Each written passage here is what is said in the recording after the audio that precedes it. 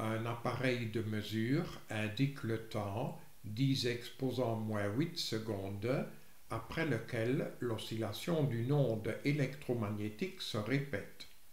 Petit a calcule la fréquence de l'onde.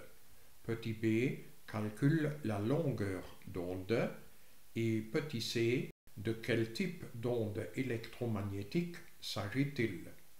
Nous savons que la période grand T de l'onde est de 10 exposant moins 8 secondes. Ce qui est demandé, ce sont au petit a la fréquence f que nous exprimons en Hertz, au petit b la longueur d'onde lambda que nous exprimons en mètres, et au petit c on demande de quel type d'onde électromagnétique il s'agit. Pour répondre au petit a, nous appliquons cette formule. La fréquence, c'est l'inverse de la période.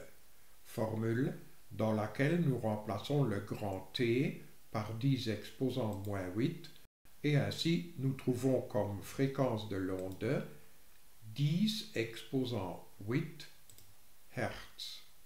Pour répondre au petit b, nous appliquons cette formule-là qui dit que la vitesse c de l'onde électromagnétique est égale à la longueur d'onde lambda fois la fréquence f. De cette formule, nous déduisons que lambda est égal à c sur f.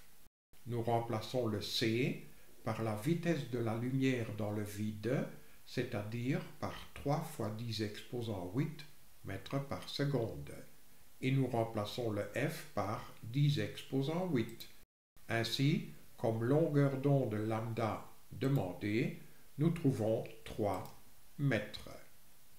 Pour répondre au petit c, il suffit de regarder dans le spectre des ondes électromagnétiques.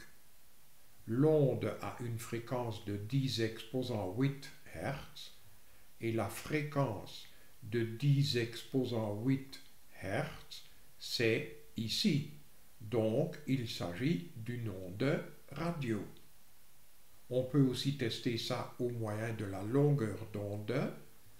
La longueur d'onde lambda de 1 mètre celle-là, de 100 mètres celle-là, donc de 3 mètres, c'est un peu à gauche de ce point-là. Donc il s'agit bien d'une onde radio.